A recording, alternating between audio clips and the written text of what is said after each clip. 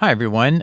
Those of you who took my tests on Bible verses, I made a typo on my reference to Proverbs 2:12, verse 10. It was verse 2 in the NIV that my friend who corrected me still had.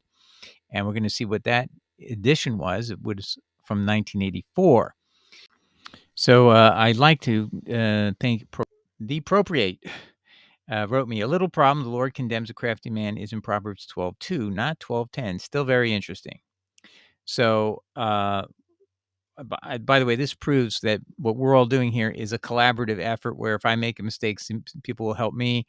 But this actually turned out to be a mistake that God was using my typo to show us as a community something's going on and did go on when the NIV issued its 2011 Bible. And one of the changes, and they made very few changes. We're going to see what all the changes were, but very few. And this is one of them. I mean, so out of thousands of possibilities of things they could have changed, the word crafty is going to be removed from the verse we're going to talk about here in a second. And so we will see. And then the question is, well, what other reason could there be for this very simple change in a sense, but not necessary and not worthy even time to even talk about what was on their mind? And they must have had a decision about each and every one of these things. They're actually going to stop publishing the 1984 edition and replace it completely. No more print of 1984 and replace it completely with 2011. You can't even go back. They're going to all let it die off. So they don't want anybody to remember the 1984. But my friend had one. And when I wrote my book in 2005 and I had this verse and I quoted it, and that's what I picked up on it when I did the lesson on this teaching for, who wrote these verses, this quiz. I was using my book from 2005 to look at quotes. So I'm looking also at the pre 2011 NIV, and I just had a typo, but I was reading it the way it used to read. Okay, so I just want to show you what led to all this. So I had a little quiz question, which was, who wrote this? But be it so, I did not myself burden you, but being crafty, I caught you with guile. And so the answer to that was Paul in 2 Corinthians 12, verse 16. So Paul uses the word for crafty, and crafty is, basically a somewhat sinister device to capture someone, is what you're saying. And I caught you with guile. So Paul does mean it in a sinister way, but it's always a way that Paul means to imply that it's justified. If I'd used guile or trickery to make you a Christian, then it's a good thing, because he even says this in Romans 3, verse 7, "For if the truth of God has more abounded through my lie unto his glory, why yet am I judged a sinner?" So he is not condemning himself for this. He's actually putting it in as nice as he can about himself. I'm crafty. I use guile, and basically, but it's to save your soul. So don't worry. It was all good. That's what he's trying to say. But now, when you compare it to what God says you can and cannot do to advance the gospel, God condemns a crafty man. That's what's being hidden and concealed by the NIV changes, as we'll get into. This next panel came up as the next question: who wrote this? The Lord condemns a crafty man. So you're supposed to answer the quiz question, and you would have answered Proverbs 12:2 if you didn't have a typo. But I put down as the answer was Proverbs 12:10 NIV. So notice this is from the NIV, and I'm writing this. The source of this I'm doing is taking it from my 2005 book, Jesus Words Only. So obviously, I do not have the 2011 edition of the NIV, which is the NIV version that replaced the 1984 completely, and was their only a next edition, and they never had another. So clearly, I'm looking at the NIV, and oh yes, So my point was here. This little change here is in my 2005 book, Jesus Words Only. I had the pre 2011 NIV version. That's crucial. So what's going on? So I looked up a little history on this. In the latest update in 2011, in NIV, it says about 95% of the text remains exactly the same as the 1984 NIV that it replaces based on the number of word changes. Wow. So 95% the same. That means 5%, 5 out of every 100 words are changed. And that included Proverbs 12 too. Whoa, why would they do that? Well, anyway, let's go back and prove this and that it was the 1984 edition I was looking at. And here it is at studylight.org. You can still read the original NIV 1984 edition. If you word search those words, NIV 1984 edition, it'll come up to Study Light. And then here's the verse. A good man obtains favor from the Lord, but the Lord condemns a crafty man. Right? So what did Paul say about himself? He said, he himself used his own word, but being crafty, I caught you with guile, which is deceit, by the way. So, I mean, this is all pointing at himself in a negative way for whatever his rhetorical reasons. But, God uses these things to enlighten us because we're supposed to test Paul. You're not supposed to just accept everything that people tell you. You have to test them against the word of God. If they contradict God or if they fit within evil, then they cannot be from God by definition. Okay. All right. So let's keep going. And then I double checked is what happened here is there's a complete of the 31 Christian Old Testaments of Christian law, prophets, and writings. The word crafty man does not appear anymore in any of the Bibles online as of 2023 for this verse, Proverbs 12:2. So nobody has it. So I don't know if any of the other Bibles originally had it and then changed it just like the NIV. But all I can prove to you is the NIV changed it, and it seems to me a very unnecessary change. So look at what it now says. He condemns not a crafty man, but those who devise wicked schemes. What was the reason you had to change it from crafty man? The word crafty is a negative statement. It isn't a good thing. You're a crafty man doesn't compliment you. It's saying you're kind of sneaky and you do things somewhat underhanded. That's what crafty means. You're just crafty, sneaky. These are synonyms. So not good, not good behavior. So it's the same thing as evil or wicked if you want. And devices would be the craftiness of it. You're using, devices, whatever. Why would you take the time, even you waste your breath trying to get the committee to agree to change this? What was pushing them to do this? Look at all this. I went through each one. You'll see there's not a single one of them to a person who does it crafty. They all do man with wicked schemes. And again, maybe there was 12 of these that used to say crafty. I have no idea, but I know the NIV did. And now it's a 0. It's a wipeout. 0 for 31 of Christian law, prophets, and writings. All right. Well, what's going on with 1984? Why is the NIV 1984 gone? They, meaning the NIV people, decided to update the NIV Bible to reflect many of the TNIV changes. Only this time, they did not sell two versions alongside one another. The 1984 version was taken out of print and completely replaced with the 2011 version. That is the Google summary, just so you know. Actually, it's a really good tool they're using lately that summarizes articles, and then you can drill down and read more. What is the difference between the 1984 NIV and the 2011 NIV? The 1984 has sinful nature in these verses, but the 2011 NIV uses the literal words flesh. In Romans 8:4, the 1984 says that Jesus' sacrifice satisfied the righteous requirements of the law. However, the Greek word translated requirements is singular. Okay, so these are technical things which have to be changed. If it was plural in your English, but it was actually singular in Greek, you need to go back and fix that, right? Of course.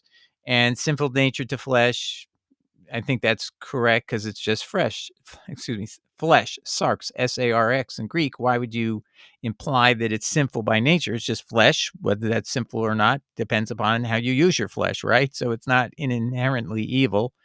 And that's just basically fitting in with, getting rid of Gnosticism out of our Bible, because translating it as sinful nature is exactly fitting into the Gnostic doctrine of the 2nd and 3rd century that was considered heresy.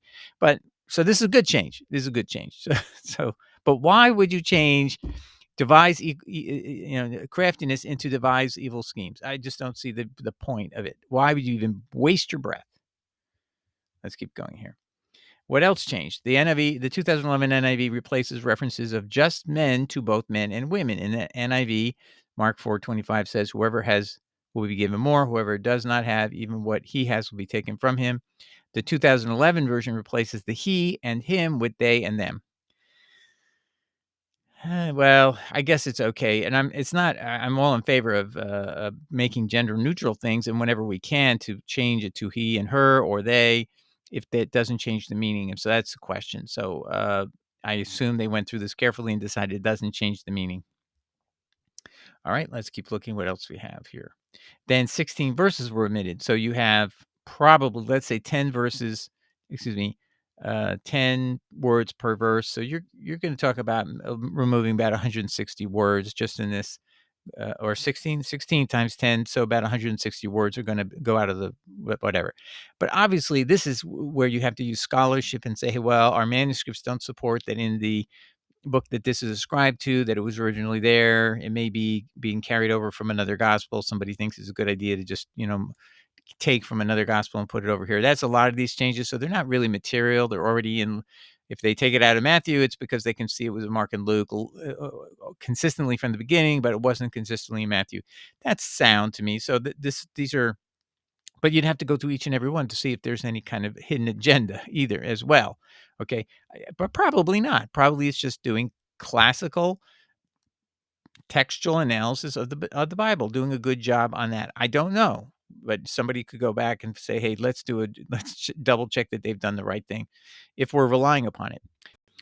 And we need to know the NIV is a very influential version of the Bible. 19% of Americans read the NIV as their primary Bible, and the rest of them, primarily 55%, like or read the King James Bible. So the NIV has a huge audience, and therefore they don't want to amplify anything, obviously, that would attack Paul if they are wed to Paul. And that's the evident reason for why we're seeing this very, on the surface, a completely unnecessary change because the words that are on the page are similar or synonymous. Why take the time? Really? What's the difference?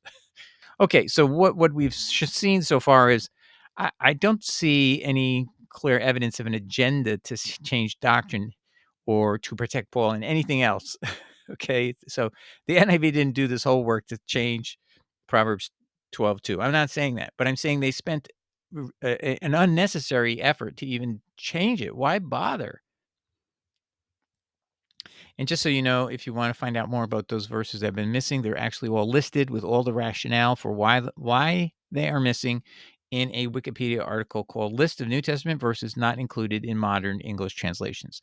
And one day maybe I'll take a look at it, or it may be of interest to you to see what's going on and make your own assessments, and then maybe share it with this channel, because we or me via email at Jesus Words Only Studies at gmail.com. You send it to me and I will maybe take it and make it into an article to advance whatever knowledge you gain by researching this area of basically textual criticism is what it's called. So bottom line is I don't see any reason why they did this other than the fact that I had already taken this comparison. I took this in my book in 2005. This is 6 years before the 2011 edition. I and maybe others amplified what I said, and so this is an embarrassing comparison, isn't it? I mean, but be it so. I did not myself burden you, but being crafty, I caught you with guile. Okay, and that's in the ASV. That's in a lot of other editions.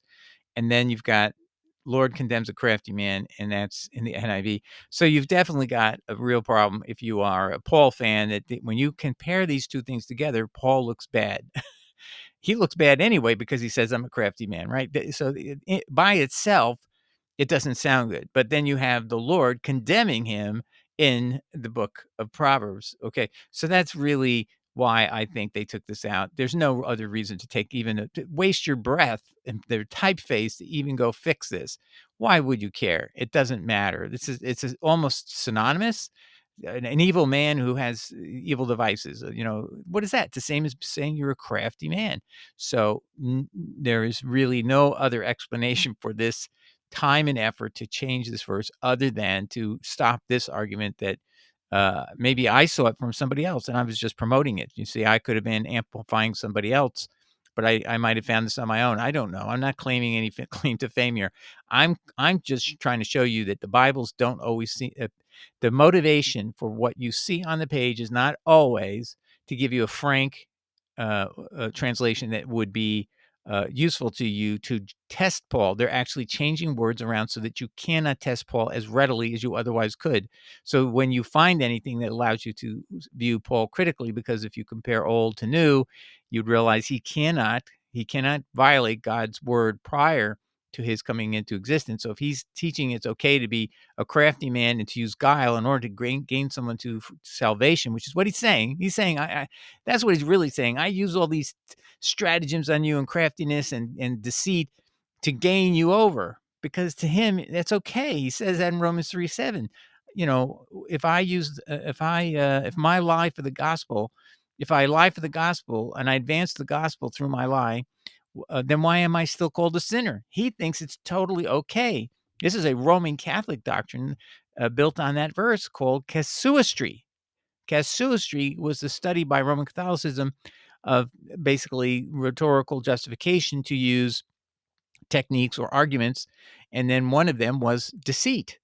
And they concluded that based on this statement, that it's absolutely okay to trick people, to make them become to believe in Jesus Christ, even to force people against their will, which is how they justified using their power to kill people who refuse to obey the belief in the Trinity. Just to give you an example, Servetus being burned at the stake by Calvin and Farel in Geneva, just another example of the same principle. If you do that, so you can justify any torture, you can justify any deceit. It's basically the end justifies the means, which Paul endorses twice in his epistles.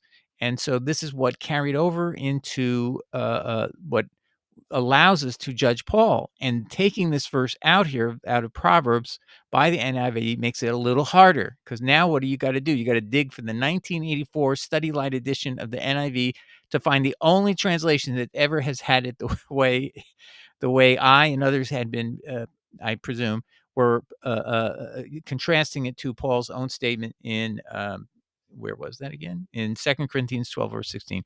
All right, everybody. I hope that just educates you. You got to be on guard, and you got to realize that the Pauline translators make the Bible a shifting sand. So if you say, "Here's what this verse says in English," you never know. They'll just go behind your back and they'll change the translation. Okay. God bless. Take care. Ciao. Bye.